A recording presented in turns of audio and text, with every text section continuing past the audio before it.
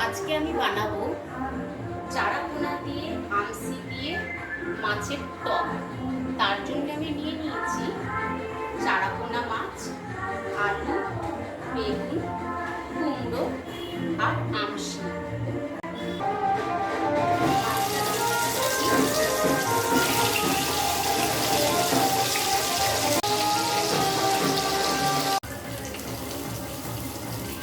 মাছ ভাজা আমার হয়ে গেছে, এবার আমি নিয়ে নেব।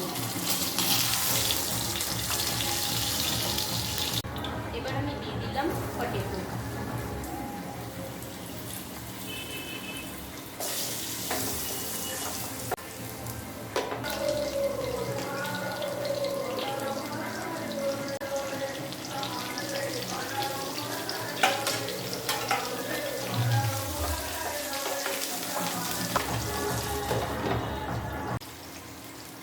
বেটে রাখা আদা পেঁয়াজ দিয়ে দিলাম।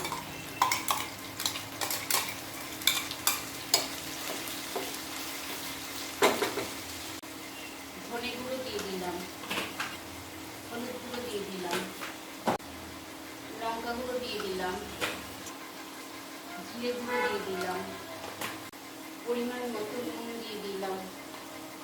ভালো করে নেড়ে নিলাম। সামান্য পরিমাণে একটু জল দিয়ে দিলাম যাতে মশলাটা লেগে না যায়।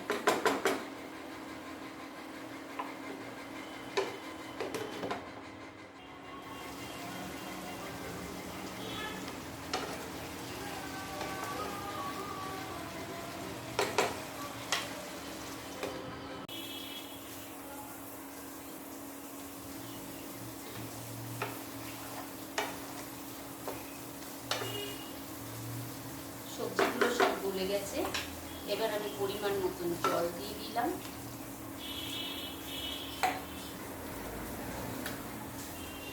মাছগুলো ছেড়ে দিলাম,